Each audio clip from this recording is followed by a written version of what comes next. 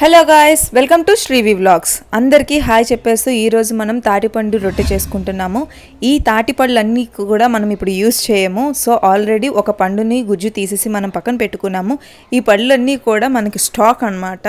మా ఇంట్లో తక్కువ మంది ఉన్నారు కాబట్టి ఒక పండు సరిపోతుంది. దాన్ని ముందుగా బాగా కాల్చేసి ఆ గుజ్జు అంతా తీసేసి ఫస్ట్ బెల్లంని బాగా బెల్లం పాకం పెట్టుకొని బెల్లం పాకంలోని తాటిపండు గుజ్జుని అందులో వేసేసి మిక్స్ చేస్తున్నాము. ఇది కొంచెము లిక్విడ్ లాగా జరిగిపోయాక మనం నెక్స్ట్ నూక అనేది యాడ్ చేస్తాము.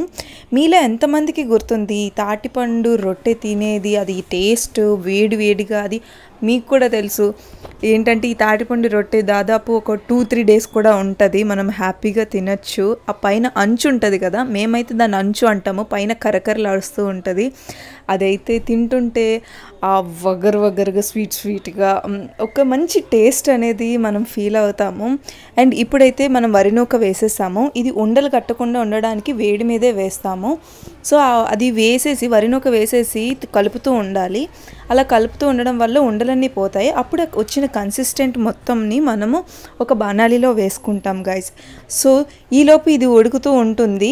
సో కలుపుతూ ఉంటూ మిగిలిన నూక కూడా అందులో మిక్స్ చేస్తే, ఎందుకు మనం నూక యూస్ చేస్తున్నామంటే తినేటప్పుడు మనకి క్రిస్పీగా ఉంటుందన్నమాట. పిండి అంటే మనకు అంత క్రిస్ప్ అనేది ఉండదు. సో దానివల్ల నూక యూస్ చేస్తున్నాము.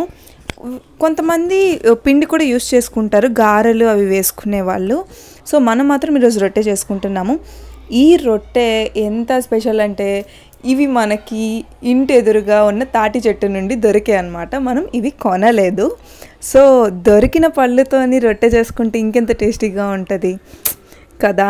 సో మనం బాణాలి పెట్టేసుకున్నాము, ఆయిల్ పోసేసుకున్నాము. ఇప్పుడు ఆ కన్సిస్టెంట్ ఏదైతే ఉందో అది తీసేసి ఇందులో ఇంకా యాడ్ చేసేసుకోవడమే. అది చల్లబడాలి, వేడిగా వెయ్యాలా ఇన్ని ఏం లేదు, వేడిగా వేసేసుకోవచ్చు. సో చల్లబడే కంటే వేడిగా వేసేసుకుంటే మనకు కొంచెము రొట్టె కొంచెం అది ఆ కన్సిస్టెంట్ అనేది కొంచెం ఫ్రీగా ఉంటుంది కదా.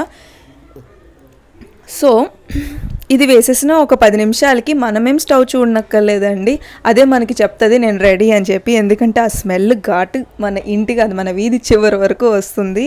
సో దిస్ ఈజ్ తాటి రొట్టె ఈజ్ రెడీ గాయస్. యాక్చువల్గా నాకు మళ్ళీ తినాలని ఉంది.